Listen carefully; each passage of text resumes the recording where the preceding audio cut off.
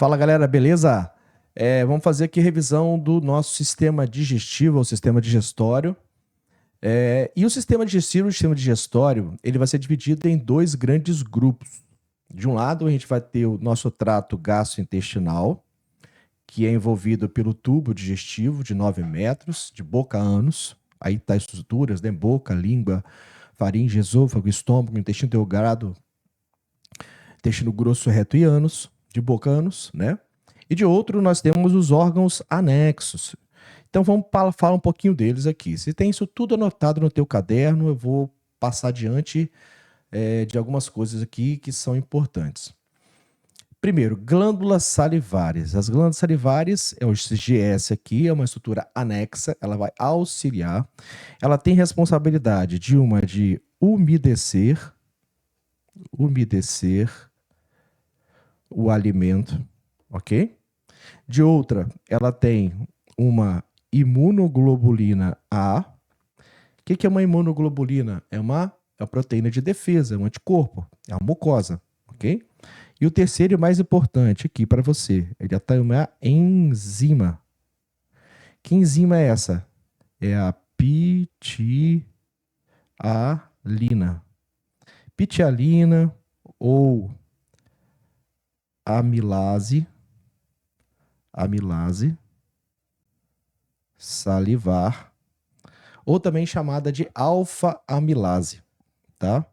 Ou alfa-amilase, ok? É tudo uma enzima só. Para que serve essa enzima? Ela quebra um substrato, que é o amido, que é um carboidrato, que é quebrado aqui, ó, na boca, em pH neutro. De outra, eu tenho esse F aqui, ó. Esse F é de fígado. Esse fígado, ele vai, nas células hepáticas do fígado, vai produzir uma substância chamada bile. E essa bile, ela tem responsabilidade, primeiro, ela é produzida no fígado e armazenada na vesícula biliar. Ela tem a função a bile, ela não tem enzimas, e ela tem a função de emulsionar gorduras a fim de facilitar a lipase pancreática. Professor, mas o que é lipase? É uma enzima, obviamente, do pâncreas, ok? Por fim, a gente tem esse P de pâncreas. Pâncreas é uma glândula anfícrina, ok? Pâncreas é o pâncreas. É uma glândula anfícrina, ok? Anfícrina. O que é isso, pessoal? Significa que essa glândula anfícrina, ela vai ter duas rotas. Uma rota que vai ser endo e uma rota que vai ser exo. O que é isso? A rota que é chamada de endócrina, de endócrina, é no interior de vasos sanguíneos. O que vai ser liberado aqui dentro? Vai ser liberado aqui, de um lado, a insulina e o glucagon. A insulina reduzindo a taxa de açúcar no sangue e o glucagon tendo a responsabilidade de aumentar a taxa de açúcar no sangue. Já a rota exócrina é fora do vaso sanguíneo. Na verdade, vai para onde? Na verdade, vai lá para o duodeno. O que vai para o duodeno? Né? O suco pancreático, por exemplo, que são um conjunto de enzimas, né? Então, são as enzimas. Ok. Aí nós temos várias enzimas aí, né? A tripsina, a quimiotripsina, a lipase pancreática, dentre outras. O bicarbonato também, obviamente não é enzima, mas o bicarbonato vai ser liberado numa rota exócrina e assim sucessivamente. Aqui nós temos todo, desde boca até chegando ao reto e ao ânus, né? Até o reto e até o ânus. Onde nós temos todo o nosso tubo digestivo, mostrando todas as estruturas que nós já falamos, boca, faringe, aqui as glândulas salivares, como a parótida, sublingual, submandibular. Nós temos as estruturas do esôfago, essa estrutura do fígado, aqui a estrutura do estômago. A gente vai ver que o estômago aqui, ele vai ter duas válvulas, o no início e o no final. Essa válvula a gente vai ver que a cárdia é o piloro. Aqui que você está vendo essa estrutura aqui, ó, é o pâncreas, tá? O pâncreas. Esse pâncreas ele é uma glândula anfícrina, como a gente já falou, numa rota endócrina e exócrina. Ele vai liberar não só hormônios, mas enzimas. Nós temos aqui essa região aqui, ó, é o nosso início do nosso duodeno, que faz parte do nosso intestino delgado. Então, toda essa estrutura aqui, ó, é do nosso intestino delgado, que é dividido em duodeno, jejuno e ilho, tá? Ó, duodeno, depois nós temos o jejuno e o ilho. Toda essa região faz parte da nosso intestino delgado e tem a grande responsabilidade de absorver nutrientes, porque tem microvilosidades e vilosidades intestinais. Por outro lado, eu tenho essa estrutura personal de futebol aqui, ó, que é o intestino grosso, né? O intestino grosso começa a partir daqui, ó. Esse aqui é o apêndice vermiforme, e depois ela vai esse arranjo todinho aqui, ó, que é dividido, né? Na verdade, em seco, colo ascendente, transverso, descendente, colo sigmoide, reto e ânus. Mas não se preocupa com esses nomes aqui agora, não. Se preocupa com as funções dele, né, que nós vamos abordar. Aqui apenas uma parte morfológica, aonde que ele está dentro do corpo humano. Beleza. Vamos lá. Nós temos aqui as glândulas salivares. Essa aqui é a parótida, né, que está mais ou menos nessa região aqui. E ela é a maior de todas das glândulas salivares. Ela tem responsabilidade, como a gente já viu, tanto a parótida, tanto a sublingual, a submandibular, são as 3 glândulas salivares responsáveis por umedecer o alimento, por ter imunoglobulina A e por ter a enzima pitialina ou amilase salivar ou a alfa-amilase, ok? A gente falou ali também sobre a estrutura da glote, da epiglote. Epiglote é a cartilagem, você está vendo aqui, enquanto a glote é a região. Então você está percebendo aqui, ó, essa aqui é a cavidade nasal, essa aqui é a cavidade nasal, né? Essa aqui, ó, cavidade nasal. E de outro aqui eu tenho a cavidade bucal. Essa aqui é a cavidade bucal, como está falando aqui. Essa estrutura aqui é a região da faringe. E essa estrutura aqui, ó, que é a epiglote. Então, a partir do momento que você está respirando, seja pelo nariz, seja pela boca, aqui, ó, seja no nariz, pela boca, no final das contas, isso tem que estar passando para cá, ó. Aonde que está esse canalzinho da laringe aqui, ó, do seu sistema respiratório, né, que vai fazer hematose católica gasosa. De outro, se for o alimento, ele vai passar por aqui, né? Essa epiglote, ela vai descer e vai fechar aqui. Essa epiglote, ela desce e deixa o bolo, na verdade, o alimento, que é o bolo alimentar, ele vai descer por aqui, passa pela epiglote, entra pelo esôfago e desce por movimentos peristálticos até pelo estômago, que é aqui pelo sistema digestório, ok? Porque esse aqui é o esôfago, esse aqui é a faringe. O esôfago faz parte do seu sistema digestivo. Laringe faz parte do sistema respiratório. Aqui os tipos de dentes, né? Incisivos, caninos, premolares e molares. Aqui está falando sobre todos os tipos de dentes que nós temos, cada um com sua função, os caninos de rasgar, os incisivos de cortar, premolares e molares de amassar e triturar os dentes, enfim, né? A dentição de leite, bem tranquilo, nós temos cerca de aproximadamente 20 dentes.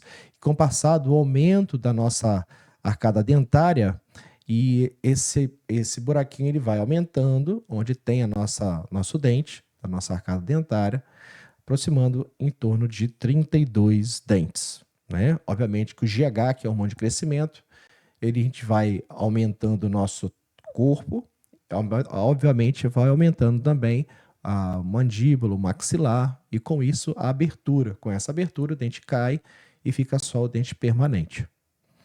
A cárie, como a gente falou, a partir de bactérias, essas bactérias liberam enzimas, na verdade liberam ácidos, e esses ácidos fazem com que possa corroer esse dente por conta de ter bastante matéria orgânica aqui dentro, e vai deteriorar essa dentina de proteção do nosso dente. A nossa digestão ela é dividida em dois grandes grupos, que é a digestão mecânica e a digestão química. Toda digestão mecânica, obviamente, é a digestão física, né, da sua mastigação. Por outro lado, a gente tem a digestão química. Essa sim tem a ver com as enzimas. Quais enzimas? Se for na boca, é a pitialina ou amilase salivar. Se for no estômago, é pepsina. Se for no duodeno, aí a gente vai ter as enzimas do suco pancreático, como a tripsina, quimiotripsina, lipase pancreática. A gente vai ter as enzimas do suco entérico, né, a maltose, maltase, sacarase, lactase, dentre outras enzimas aqui. Falou de sistema de digestão química, está falando de enzimas. Lembra disso? Bem, o pH a gente já viu, né? O pH, que a escala vai de 0 a 14, de 0 a 6,9. Aqui, ó, ele vai ser ácido. 7 quer dizer que ele é neutro, né? E de 7,1 a 14, ele é básico ou alcalino. Por que eu botei essa escala? Só para mostrar para você a escala do pH, que é o potencial hidrogênio iônico, e para evidenciar para você que para toda enzima existe um pH ótimo. Por exemplo, qual o pH ótimo da boca? O pH ótimo da boca é neutro. pH ótimo do estômago, ácido. pH ótimo do intestino, básico, alcalino. E assim sucessivamente. A gente viu também em sala sobre as enzimas versus substrato. Esse E aqui significa E de enzima. Enzima. Que enzima é essa? Por exemplo, se aqui é a maltose, que é ligada por duas moléculas de glicose, por uma ligação glicosídica, nós temos uma enzima chamada de maltase. Beleza. Eles vão se aproximar. Quando eles se aproximam, nessa hora que eles se aproximam, eles formam um complexo. Nós vamos até aqui por enquanto. Essa enzima, no caso aqui, seria a maltase. Ok, maltase. Esse S significa de substrato. Quem é o substrato aqui? Esse cara aqui, ó, que é a maltose. Maltose. O que é a maltose, pessoal? É glicose mais glicose, como está mostrando aqui. Depois, esse ES é essa estrutura número 2 aqui, ó. Esses dois aqui é essa estrutura aqui e aqui, ok? Esse complexo ES é complexo enzima-substrato. Essa estrutura que tem na enzima se chama sítio ativo, onde vai romper a ligação glicosídica, e nessa hora vai formar dois substratos, que é glicose e glicose. Isso aqui, de novo, a maltase, ela volta ao normal, se ela não sofrer desnaturação, e formou aqui dois substratos. Essas estruturas aqui são os substratos. Beleza. Então, esse é essa enzima aqui, e esse produto, na verdade, são esses substratos aqui, que é glicose mais glicose, ok? É assim que age uma enzima em cima de um substrato. A gente viu ali que a enzima ela tem uma energia de ativação. Esse EA significa enzima de ativação. Esse verdinho significa com enzima. Esse está em vermelho significa que está sem enzima. Como assim, professor? Bem, se você observar aqui, a escala do EA, ou seja, da energia de ativação, ela é maior, tá vendo aqui, ó? A escala de ativação, ela é maior em relação à energia de ativação que está em verde. Ou seja, você utilizando a enzima, você tem um reagente, você tem um produto. O reagente tem que virar um produto, que tem que ser quebrado pela enzima. Então, ela vai gastar muito menos energia, tá vendo? A energia ela vai ser menor em detrimento ao vermelho, ok? E com isso, ela vai ter uma velocidade maior, mais rápido. Diferentemente, com a energia de ativação sem a enzima, ela vai ser muito mais demorada, ó. Ela vai chegar lá, ó, tá vendo? Ó? Ela vai chegar lá. Ela vai chegar lá no produto. só que ela demora mais e ela gasta muito mais energia, tá? Então, a enzima, ela é uma, é, ela tem duas grandes características. Uma, ela quebra o substrato. Dois, na verdade são três características, né? Uma, ela quebra o substrato pela sua ligação pelo nosso sítio ativo, né? Da ligação entre uma enzima e o substrato. Dois, se ela, dependendo, se ela não tiver com pH, se ela estiver com pH ótimo, ela vai ter uma relação muito boa no sentido de quebra desse substrato. Então, ela vai ter uma velocidade maior e uma energia de ativação menor, como está mostrando aqui, ó, tá? Então, a gente pode colocar aqui, ó, que enzimas têm algumas características. Ela tem responsabilidade de quebra do substrato, quebra do substrato. Dois, além da quebra do substrato, ela tem a responsabilidade de ter uma menor energia de ativação. E três, ela tem a maior velocidade.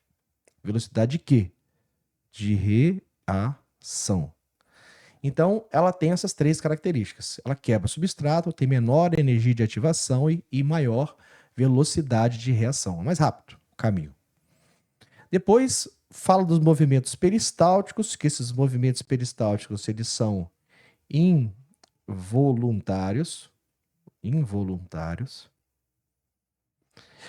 Esses movimentos voluntários passa, porque agora o que você vai ter aqui não é um alimento mais, mas sim o bolo alimentar, ok? Depois que tem a saliva, depois que tem enzima, depois que mastigou, já não é alimento, agora já é bolo alimentar. Ele vai descer, né, para movimentos peristálticos, e aqui a gente vai ver que no estômago a gente vai ter duas válvulas aqui, ó, aqui e aqui. Essa válvula inicial aqui é chamada de cárdia, ou esfíncter cárdica. E essa válvula de baixo chama-se pilora, ou piloro. Deixa eu melhorar essa letra aqui. Piloro, ou esfíncter pilórica, tá? Esfíncter cárdica ou cárdia, ou esfíncter pilórica, piluro. Beleza. Aqui temos a imagem do nosso estômago que vem mostrando o seguinte, que a gente nasce com essa renina, né, em recém-nascidos, e que essa renina tem responsabilidade de quebrar a caseína do leite materno. E depois, com o passar do tempo, a gente vai ter uma enzima chamada pepsogênio. Esse pepsogênio aqui. Então, a renina ela diminui bastante e ela aumenta o pepsogênio. O que o pepsogênio é? É uma enzima que é inativo. E a pepsina é uma enzima ativa. O que faz uma enzima inativa se transformar em nativa? Por conta do pH. Então, o pH é um fator crucial para o pepsogênio, que é uma enzima inativa que está no seu e no meu estômago, tá? No interior do nosso estômago, e ela tem a responsabilidade, né, de quebrar proteínas. Nem é em aminoácidos. Na verdade, vai transformar em oligopeptídeos. O que são oligopeptídeos? Oligo quer dizer pouco, poli quer dizer muitos, tá? Além disso, além da pepsina, que é uma enzima muito importante para você, que vai degradar proteína no seu estômago, tá? Ela degrada a proteína no teu estômago. Você tem também a ação do pH ácido. Para que serve o pH ácido? Será que é só para isso? Só para transformar a pepsogênio em pepsina? Não. Ele elimina micro-organismos, amolece o alimento, favorece a ação da pepsina. Obviamente que antes da pepsina ela atuar, existe uma mucosa, que ela é formada aqui, como mucosa de proteção. É uma mucosa. Essa mucosa é a mucosa protetora, ok? Essa mucosa protetora, ela faz com que proteja primeiro, contra o HCl do estômago, né? Contra o HCl do estômago e contra a pepsina, que também vai se encontrar nessa região. Porque imagina se não tivesse a mucosa, se a pepsina ela quebra proteínas, ela destruiria a nossa própria mucosa do nosso estômago. Então, tem essa grande responsabilidade.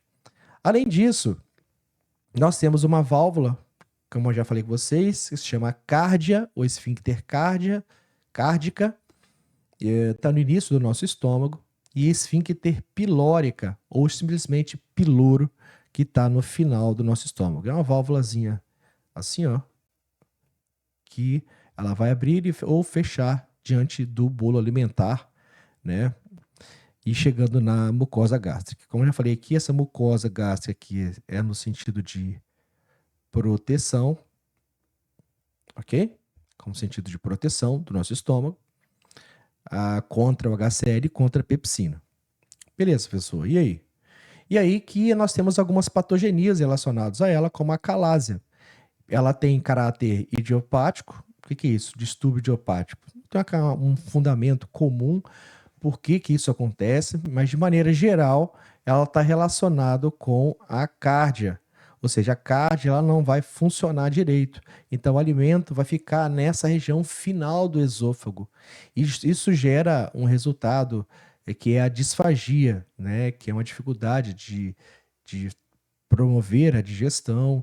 E em vez de esse alimento ele estar relativamente no local correto, que é no estômago, ele vai se encontrar no esôfago, no final do esôfago. Há uma dilatação muito grande. Né? Aqui tem uma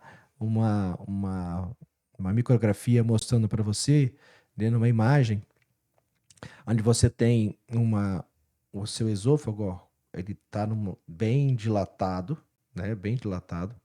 Nesses dois pacientes aqui, tá todos dois bem dilatados. Mas isso gera primeiro, um ferimento muito grande nessa região do esôfago aqui, que isso pode gerar até uma neoplasia, né? Ou seja, um câncer ou um tumor, algumas feridas que podem ocasionar, né? Nessa região, a calásia, tá? Uma condição em que esfíncter esofágica é inferior. O que é esfíncter esofágica inferior?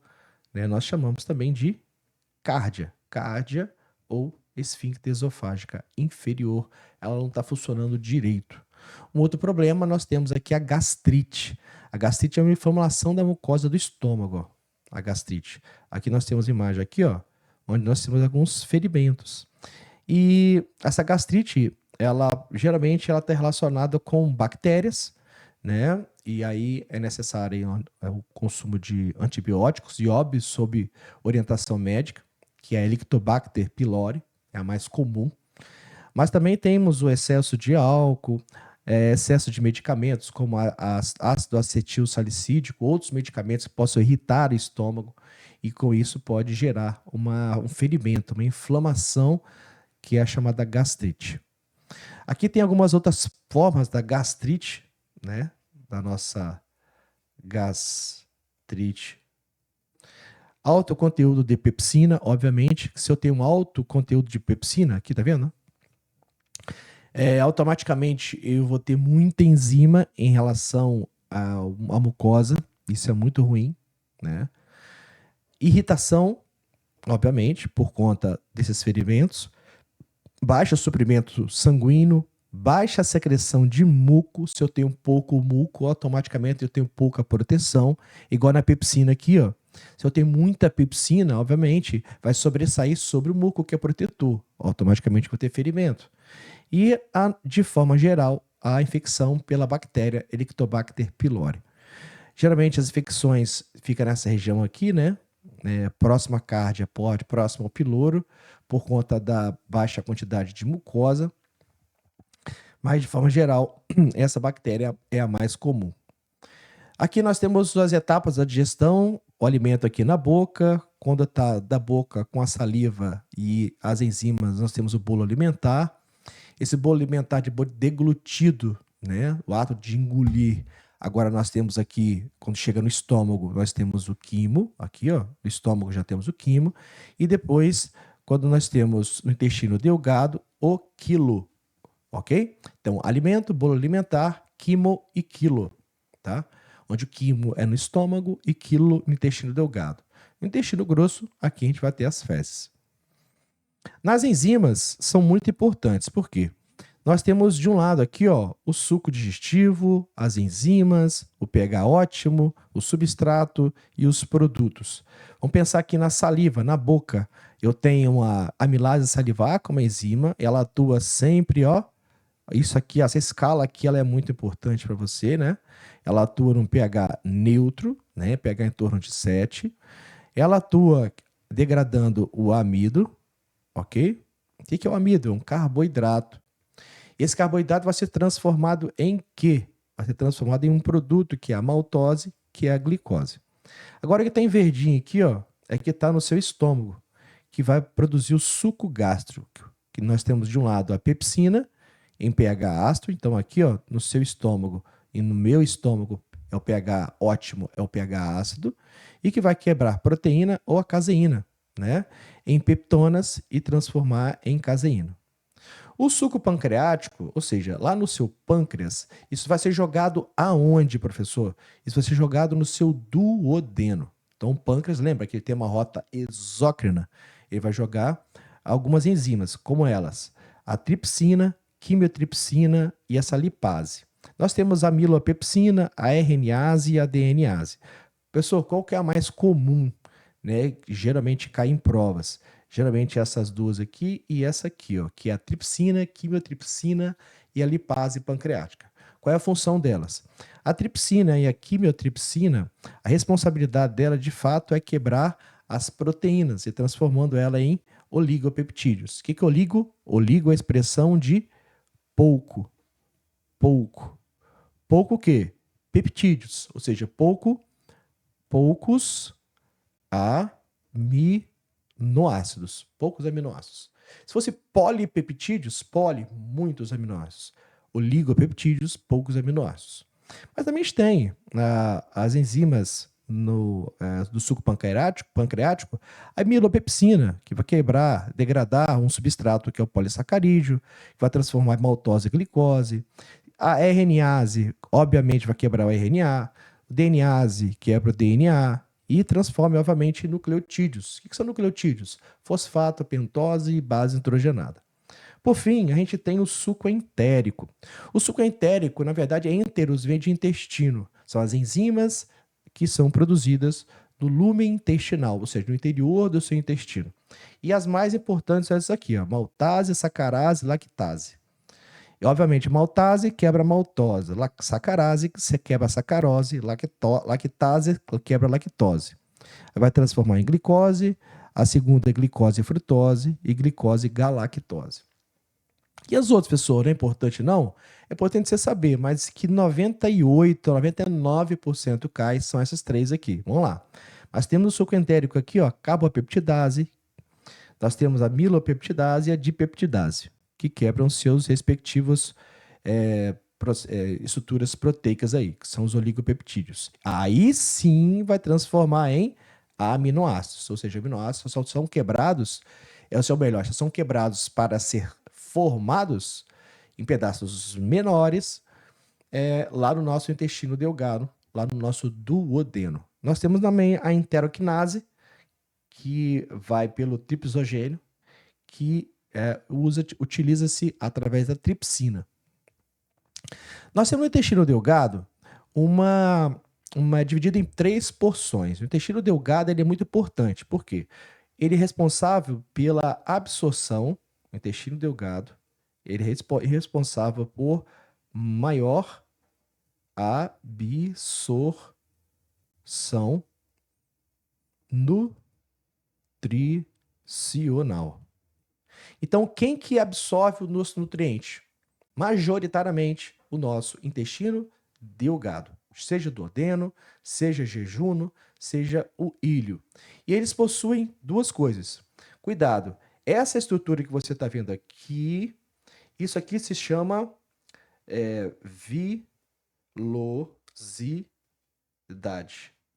São as pregas, que como se fosse uma sanfona, né? Você vai dobrando o intestino, vai virando aquelas anuâncias. As microvilosidades são as estruturas aqui, ó. Aqui nós temos, então, as microvilosidades. A microvilosidade, ela é uma especialização de membrana plasmática, tá? Mas todas as duas têm responsabilidade de aumentar tanto a microvilosidade quanto as vilosidades, elas tendem a aumentar a superfície de contato a fim de absorver maior quantidade de nutriente. Porém, se a pessoa for intolerante ao glúten, que é uma pessoa celíaca, ou que tem a doença celíaca, ou seja, que é intolerante ao glúten, esse glúten é uma proteína, ok? Glúten é a proteína que está no endosperma de semente, como centeio, cevada, trigo. Isso vai gerar um processo inflamatório muito grande. Imagina que eu tenho um intestino normal. Imagina que a pessoa celíaca. Celíaca que tem a doença celíaca quer dizer a mesma coisa. Imagina que eu tenho uma pessoa assim. Então ela é intolerante. Se ela é intolerante, se eu tenho uma quantidade muito grande de glúten aqui, ó, nesse intertício, nesses espaços, automaticamente você vai ter processo inflamatório gigantesco nesse local aqui, ó. Isso vai gerar uma destruição muito grande das vilosidades e microvilosidades, obviamente. Quem que vai, né? São os leucócitos. Ou seja, um processo inflamatório agudo. Isso faz com que haja uma destruição. Então ela fica assim, ó, desse jeito. A pessoa que tem doença celíaca aqui e que acaba ingerindo glúten, isso acaba tendo uma redução na absorção intestinal. Enquanto aqui você tinha uma maior absorção intestinal por conta das vilosidades e microvilosidades, aqui não. Automaticamente, se você não tendo essas vilosidades e microvilosidades, existe um declínio gigantesco de nutrientes. Quais são eles, principalmente? Somente o ferro, vitamina B12, que vai causar anemia perniciosa, ou também a do B9, que é do ácido fólico, que causa anemia megaloblástica, por exemplo. Mas, de forma geral, não só a anemia megaloblástica, né? Mas também ele está relacionado a B9, importante para a formação do DNA, do RNA, que causa, por exemplo, espinha bífida, se for no desenvolvimento embrionário, mas enfim. Ele causa várias doenças, então fica ligado com doença celíaca. Nós temos aqui o canal colédoco, que é essa estrutura aqui, tá vendo aí que tem dois canaizinhos aqui, ó. Uma vai unir o pâncreas e uma da secreção do fígado. No pâncreas, o que ele vai jogar? Uma rota exócrina. O que ele vai jogar numa rota exócrina aqui dentro, ó? Aqui dentro. Ele vai jogar, por exemplo, as enzimas tripsina, quimiotripsina, lipase pancreática. Ele vai enviar aqui nesse canal colédoco o bicarbonato de sódio, que vai equilibrar o pH no nosso intestino. E, por outro lado, o fígado, que ele vai produzir e liberar. O fígado produz a bile e depois vai ser liberado pela vesícula biliar. A bile também, ela passa também para esse outro canal aqui, ó. Ok? Então, esse canal colédoco, ele leva, tá vendo? Ele leva tudo isso para onde? Para o nosso duodeno. Tudo isso para o nosso duodeno.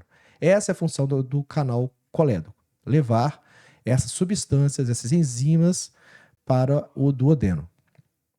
O nosso intestino grosso já é diferente, que é formado pelo seco, cólon, reto e ano. Na verdade, o colo aqui, colo ascendente, né? Esse aqui é o colo seco, que é essa região, colo ascendente, transverso, descendente, colo sigmoide, reto, colo sigmoide. Nós temos aqui o reto e nós temos o ânus, né? Colo ascendente, transverso, aqui ó, seco, colo ascendente, colo transverso, colo descendente, colo sigmoide, reto e o ânus. Beleza. Dentre as estruturas, o que você precisa saber para a prova? Nem tantos nomes, porque isso é decoreba, isso o Enem, os vestibulares não te cobram isso.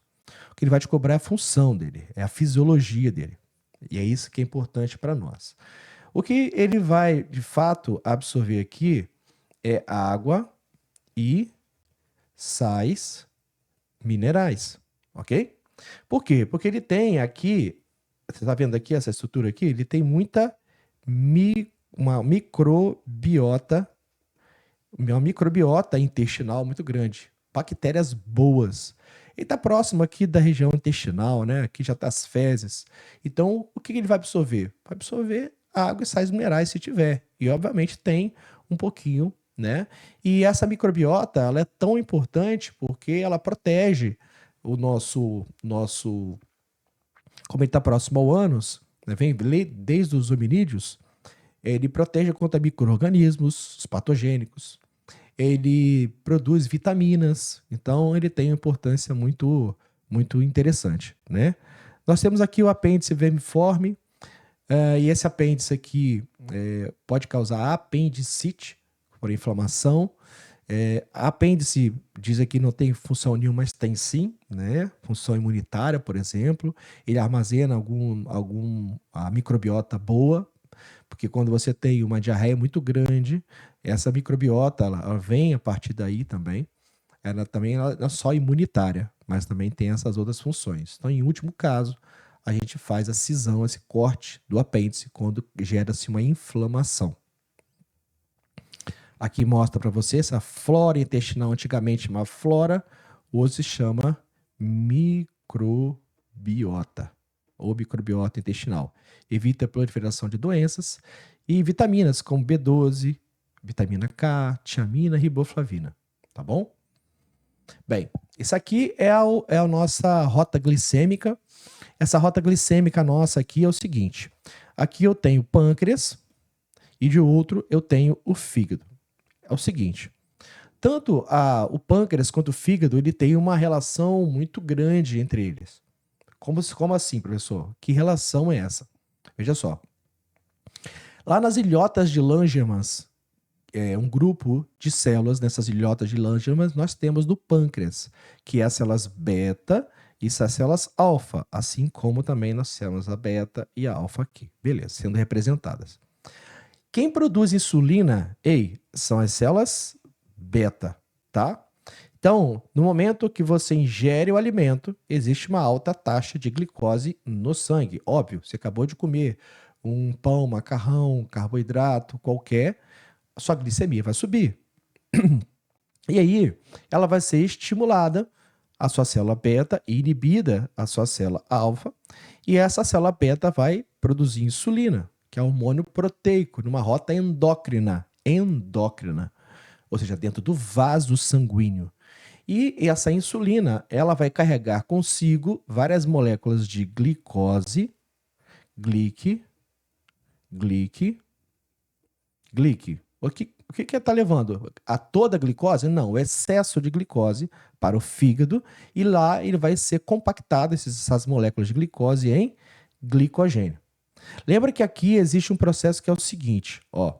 Imagina que eu tenho uma célula hepática, uma célula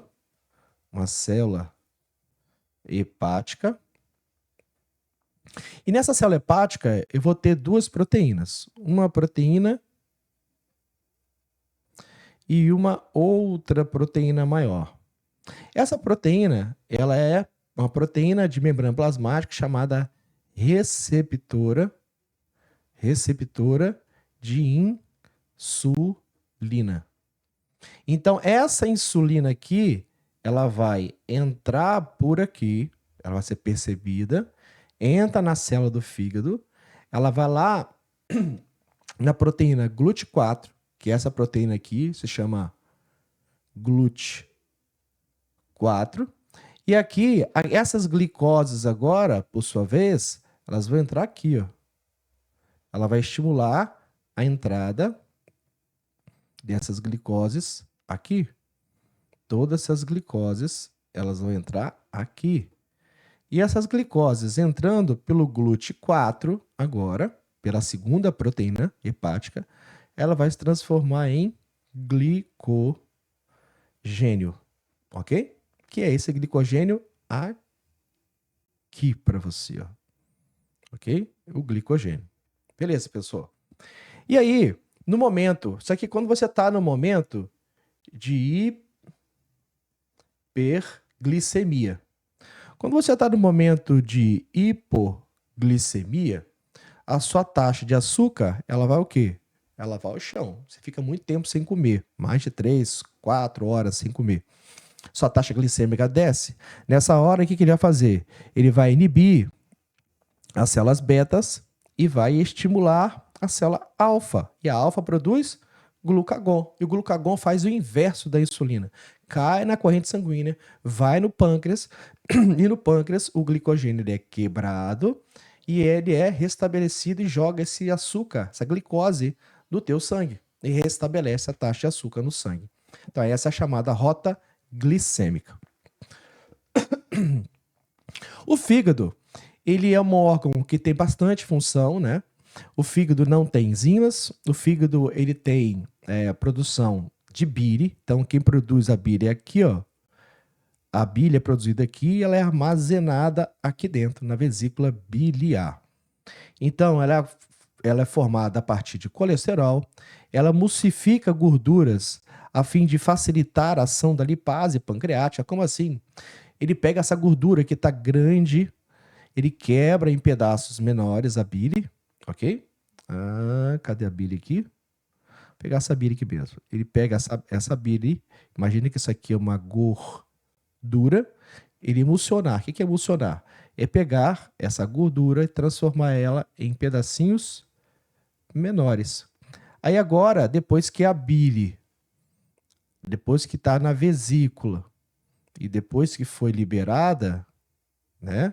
Depois que ela foi liberada, agora quem entra em ação aqui é a lipase. Que lipase? Pancreática. E a lipase pancreática quebra e transforma isso aqui em glicerol e ácido graxo, tá? E aí vai ser absorvido pelo seu intestino delgado, tá? Síntese de colesterol converte glicose em gordura, obviamente. Se você consumir muito açúcar, vai transformar em gordura no fígado, porque o carboidrato ele é degradado logo e para ele armazenar, o seu corpo entende, se está ali, tem muito açúcar, está por muito tempo, ele vai armazenar na forma de gordura nos seus adipócitos, são as células de gordura. Ele transforma amônia em ureia, né? A gente viu lá no sistema excretor, sistema urinário, e que pelo processo de desaminação ele transforma em ureia. Lembra lá da desaminação, que é o processo de quebra de ácidos nucleicos, proteínas. Isso transforma na célula em amônia. Essa amônia cai na corrente sanguínea. Só que aí o que acontece? Nessa hora, o fígado, ele vai transformar a amônia em ureia. Aí nessa hora, o seu rim, o meu rim, agora consegue filtrar. Então ele é muito importante, esse fígado, para a transformação da amônia em ureia. Além disso, detoxificação do organismo, álcool, drogas, né, listas ou ilícitas, coagulação do sangue, como fibrina e fibrinogenio, destruição de hemácias, a gente chama isso de hemocaterese. Hemocaterese é a destruição das hemácias. Por que destruir hemácia, professor? Ele é tão ruim assim? Não. Lembra que hemácia nós temos um prazo de vida de 120, um tempo de vida útil, né, de 120 dias depois de ele destruído, e a eritropoiese acontece e forma novas hemácias. Síntese de armazenamento de quebra de glicogênio já falou, e o processo de emulsificação de gorduras a gente já falou. Então você vê a quantidade de funções que tem o fígado. Se você tem uma taxa de colesterol muito alto durante muito tempo, isso pode gerar cálculos biliares, que se precipita, e essa remoção pode ser parcial ou pode ser total. O pâncreas também ele libera uma quantidade na rota endócrina, ou seja, dentro do nosso duodeno, que é o bicarbonato de sódio. Para que serve o bicarbonato de sódio? O bicarbonato de sódio ele tem a função de elevar o pH lá no duodeno. Por que, pessoal, elevar o pH do duodeno? Porque quando chega do estômago ele está ácido. Ele tem que transformar em básico alcalino, de 2,5 para 8 e 8,5. E quem faz essa mágica chama-se bicarbonato de sódio, produzido aqui lá pelo nosso querido pâncreas. Como falei aqui, o nosso pâncreas ele tem duas rotas, uma glândula mista, ele tem uma função dupla, ele é chamado de anfícrino ou fícrina. De um lado ele tem a rota exócrina, de outra endócrina, dentro de vasos. Isso aqui no interior de vasos. De vasos o quê? Vasos sanguíneos. E exócrina é fora de vasos. Mas, obviamente, dentro de cavidades. Bem, na rota endócrina, a gente tem aqui a insulina e o glucagon, que a gente já viu lá nas ilhotas de Langerhans. Pessoal, mas não entendi direito não, cara. Na rota endócrina tem o bicarbonato de sódio e as enzimas pelos ácidos pancreáticos. Tá vendo que tem ilhotas e ácidos? Você fala assim, pessoal, mas o que é isso? Tá aqui, querido. Ó. Existe um conjunto de células aqui, ó, chamadas de ácidos pancreáticos. Tá aqui, ó. Esses ácidos pancreáticos são um conjunto de células, ele promove uma rota exócrina, ou seja, tripsina, quimitripsina, lipase, bicarbonato de sódio e tantos outros. Por outro lado, a gente tem as ilhotas de Langerhans. Ela tem uma rota endócrina dentro de vasos sanguíneos. E aqui ela tem dela a alfa e a beta. Lembra da beta? A beta vai produzir um hormônio proteico que é chamada de insulina. Para que serve a insulina, esse hormônio proteico? Para reduzir a taxa de açúcar no sangue. Para que serve as células beta? Para produzir o glucagon, ou seja, para elevar a taxa de glicemia do sangue. Ok? Só para vocês saberem quem que são os ácidos pancreáticos e as ilhotas de Langerhans. O nosso sistema digestivo também ele é regulado através de hormônios, como gastrina, secretina, colicistoquinina, enterogastrona, enfim, tem várias outras, mas a gente vai falar dessas três primeiro, que é a gastrina, secretina e colicistoquinina. Primeiro, nós temos aqui o positivo, é a estimulação ou feedback positivo, e o negativo significa inibição ou feedback negativo. Gastrina é um hormônio produzido no estômago. E a gastrina, como você vê aqui, ele é positivo, ele estimula principalmente a produção de HCl, além de controlar a cárdia e o piloro. Ok? Ok, pelas células G. E essa gastrina, quando o alimento chega no estômago, ela vai ser produzida. Ok. E ela promove também, obviamente, uma mobilidade estomacal, tá? Ortocólica aqui. E essa gastrina, sendo estimulada a partir do momento que o alimento chega dentro do seu estômago, na verdade o bolo alimentar chega dentro do seu estômago, depois que ele sai, que agora virou quimo, né, no seu estômago, esse quimo, quando ele sai daqui e vai agora para o seu intestino, passa pela essa válvula aqui, né, que é a esfíncter pilórica ou piloro. Aqui em cima, se eu pudesse aumentar aqui, eu tinha uma válvula, que era a cárdia. Mas o que interessa para nós aqui são os hormônios, né? Gastrina, que é produzida no estômago, a partir da estimulação de do alimento, na verdade, do quimo que chegou no estômago. Esse quimo vai sair. Quando esse quimo sai, não é interessante mais produção de gastrina, porque vai continuar produzindo HCl, HCl, HCl, HCl. Isso não é legal. E esse HCl, obviamente, vai transformar o pepsogênio em pepsina também. Então, pepsina, pepsina, pepsina. Então, isso não é muito legal. Quem que vai inibir? Quem vai inibir esse é o segundo hormônio, que é produzido no intestino delgado. Cuidado. O CCQ, assim como a secretina, todos os dois são produzidos no duodeno. Ok? No duodeno. E a gastrina no estômago. No duodeno, a secretina ela faz o quê? Feedback negativo. Ela inibe a ação da gastrina quando não tem mais alimento no estômago. Aí, quando chega no intestino, no duodeno, que é essa região, toda essa região aqui, ó, que é o duodeno, ele vai fazer duas coisas. A secretina, ela inibe a gastrina, para de produzir gastrina, e ela estimula o pâncreas a fazer alguma coisa. O quê? Produzir bicarbonato e água para ser jorrado lá no canal colédoco e jogar isso para dentro do duodeno. Beleza. Para o quê? Regular o pH. É o que a secretina faz. Ela faz duas coisas. Uma, inibe gastrina. Dois, ela estimula o pâncreas a produzir bicarbonato e água.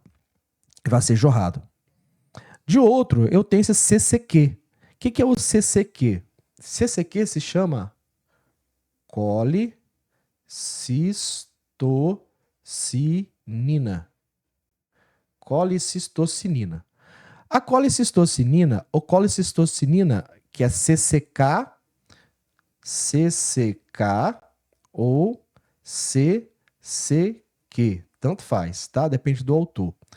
Ela tem duas grandes responsabilidades. Também ela é produzida no duodeno e ela vai lá no seu pâncreas, estimula o seu pâncreas a produzir enzimas digestivas e ela vai na sua vesícula biliar, contrai a vesícula biliar e jorra lá no canal colédoco e jorra aqui dentro, para jogar o que tem aqui dentro? A bile. E a bile também é jogada no canal colédoco. Beleza? É essa a função das três. Mas temos mais hormônios. Além da gastrina, secretina e colicistoquinina, nós temos alguns outros hormônios, como a grelina e a leptina. A grelina, diferentemente da leptina, é o hormônio da fome. Quando você está com fome, que o teu estômago começa a roncar, na verdade não está roncando, ele está mexendo, né? Fazendo movimentos peristálticos que ele acaba fazendo. O que ele está relacionado? É quando você está com fome, a taxa de grelina está alta, de leptina está baixo. Enquanto da leptina, porque a grelina ela aumenta a fome, ou seja, tem a ver com a fome, e obviamente sua saciedade está lá embaixo. Você precisa saciar a sua fome. E aí vem nessa hora, quando já está saciado, um outro hormônio chamado leptina. Para te falar assim, olha, ô Carlos Moacir, pode parar de comer, cara. Beleza. Então nós temos, para diminuir a fome, nós temos a leptina. Automaticamente ele aumenta a saciedade. Então a leptina, ela tem a função ela atua para diminuir o apetite e ela aumenta também o gasto, o dispêndio energético. Essa é uma grande função. Ela é controlada por esse cara aqui, ó, pelo hipotálamo, tá?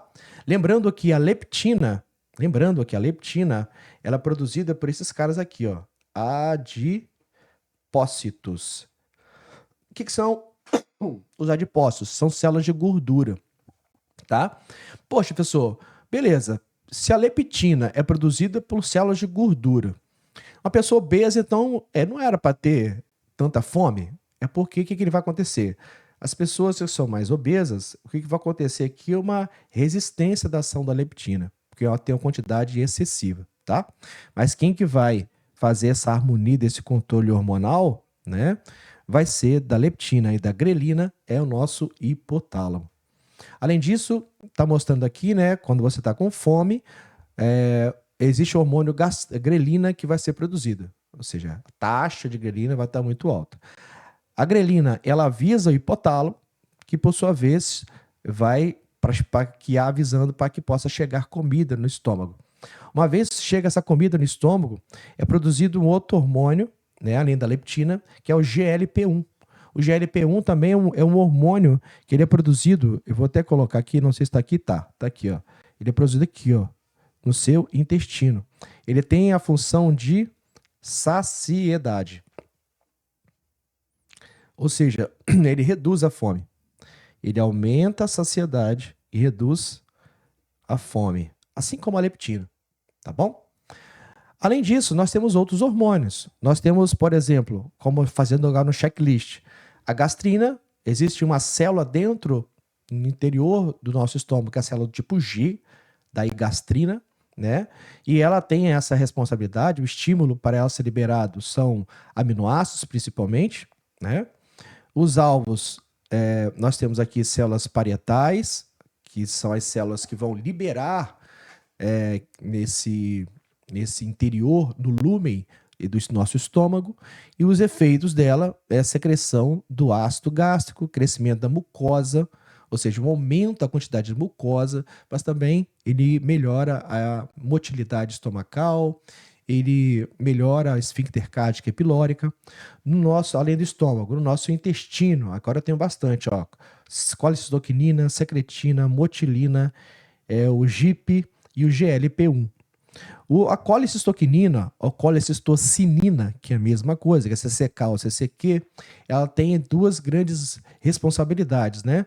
Os ácidos graxos, os aminoácidos é o que vão fazer o estímulo, e ela vai atuar aonde? De um lado na vesícula biliar e de outro lá no pâncreas, mas também pode atuar também no estômago. No pâncreas, a gente viu ali que ela vai atuar nas enzimas.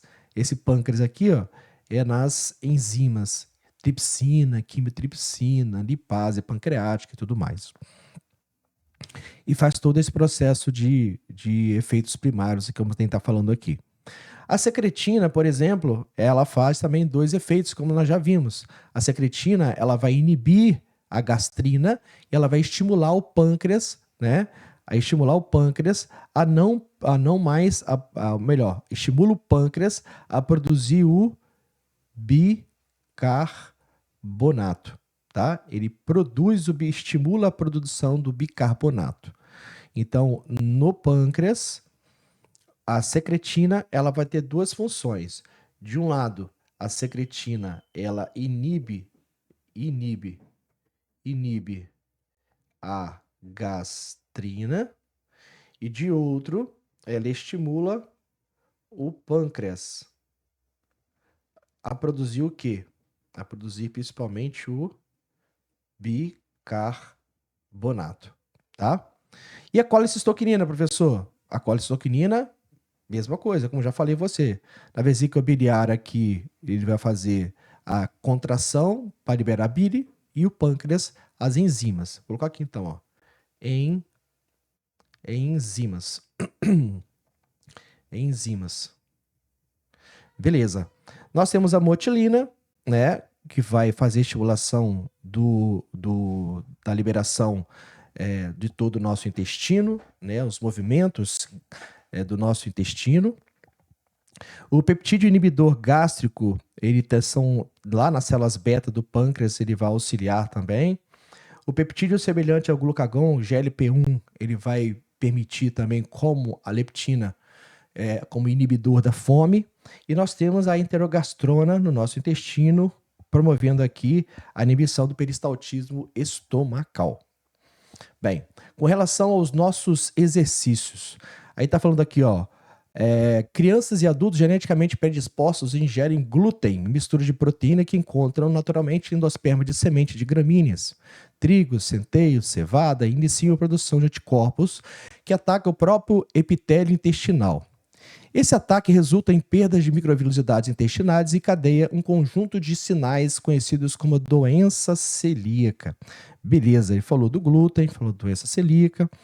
E como nós já vimos, os portadores de doença celíaca ficam predispostos a quê? A desenvolver o quê? Letra A. Hemofilia por deficiência na produção de fatores de coagulação? Não. Quem faz deficiência por hemofilia, nós temos a hemofilia A, a hemofilia B, e é de condição hereditária, não tem nada a ver com ao glúten, a ingestão do glúten. Infecções respiratórias, menos ainda, né? Não tem nada a ver esse respiratório, sendo que essa imagem aqui está relacionada com o nosso intestino delgado, ok? Letra C, infertilidade devido à falta de mobilidade do flagelo, menos ainda, que tem a ver intestino delgado com o processo de espermatozoide e de infertilidade, então não tem nada a ver. Agora, anemia por deficiência e absorção de ferro, sim, anemia ferropriva, por exemplo, a vitamina B, ácido fólico, a B, por exemplo, a anemia perniciosa, a do ácido fólico, por exemplo, né, da vitamina B9, a falta, né, a vitaminosa da vitamina B9, além de outras vitaminas, né? Então ficaríamos aqui com a letra D de dado. A segunda tabela ele apresenta uma coluna de substâncias do sistema digestório e a segunda coluna das outras substâncias.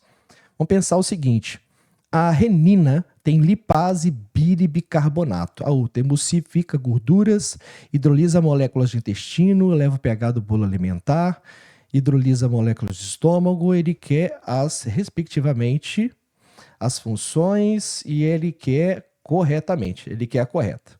Vamos ver aqui a número 1. A número 1 é renina. Renina lembra que é uma enzima que encontra-se no estômago de quando a criança nasce, né? Para quebrar a caseína do leite, né? Então vamos pensar aqui, ó. Hidrolisa moléculas do estômago. Só pode ser essa aqui, ó. 1D. Depois, vamos seguir, lipase. Lipase lembra de lipase pancreática, ou seja, ela quebra gorduras, hidrolisa lá no intestino delgado. Então, a lipase, essa 2 aqui, ó, é a letra B, tá? Bile. A bile tem a ver com emulsão de gorduras. A 3, emulsão de gorduras. Então, só pode ser letra A. Né? O bicarbonato tem a ver com elevar o pH, né? Tem a ver com elevação do pH, então tá aqui. Então só pode ser a letra D, B de bola, né? Desculpa, a letra B de bola, que é 1D, 2B, 3A e 4C. Por fim, a gente tem o gráfico mostrando aqui uma escala de pH. Se você olhar esse pH de 0, de outro tem atividade enzimática, de outra tem valores de pH de 1 a 4. A gente sabe que um pH ácido. Mas se você ver nesse ponto máximo aqui, ó, o pH tá igual, é 2, é um pH ácido. E que quem tem um pH ácido é no estômago. E se você olhar no estômago, nós temos uma enzima em questão. Qual é essa enzima em questão? Nós temos a tripsina. A tripsina, ela está no estômago? Não. A tripsina está lá no duodeno. Tripsina, de novo, ela atua no duodeno, mas ela não tem a ver com o pH, o quê? Ácido. Ela tem a ver com o pH básico alcalino. Por isso que ela está errada. A letra C, pepsina atua no estômago. Correto. Por que correto? Primeiro, no estômago, e 2, porque ela atua num pH ácido, que é entre 2 e 2,5. Pepsina atua no duodeno. Não atua no duodeno. Pepsina, ela não atua no duodeno, ela atua no estômago. Tá bom? Do outro, nós temos o último gráfico que mostra as opções que apresentam a degradação no trato digestório. Ele pede o correto, e de forma, respectivamente, que quebram essas substâncias orgânicas, tá? Essas curvas. Se você pensar aqui, ó, eu tenho aqui a boca, esôfago, estômago, intestino delgado, intestino grosso. Se você vê aqui, respectivamente, proteína. Proteína, se você sabe que proteína se quebra aonde? Lembra aqui, ó, boca, o que se quebra aqui é o carboidrato. No estômago, nós vamos quebrar proteínas. E no intestino, aí vai ser quebrado carboidratos, proteínas e lipídios. Beleza. Então, se proteínas ela é quebrada aqui no estômago, você vai aqui no estômago, ó, onde começa aqui essa ponta aqui de degradação, olha. Se você olhar aqui, ó, o tamanho das moléculas, elas estão o quê? Diminuindo. É o número 2. Então, o número 2, nós temos esse e esse aqui. Beleza? Então eu tenho a letra A você corta, essa D você corta e essa letra E você corta. Vamos ver essa outra aqui. Ele falou, então esse aqui é o número 2. Bom, número 1, lipídio. Lipídio você quebra onde? Aqui, ó. Intestino. Ela vai no intestino delgado, ó. Intestino começou a quebrar em pedacinhos menores. Intestino delgado, que é a 3. Então, essa aqui é a 3. Só sobrou quem? Letra C. E essa aqui é a número 1, carboidrato. Aí o carboidrato começou a quebrar aqui. Que quebra onde? Como a gente viu aqui, quebra na boca. Por isso que a letra C é a opção correta. Beleza? Sabendo disso aqui, querido, fica fácil. Tá joia? Um bom simulado para todos e um forte abraço.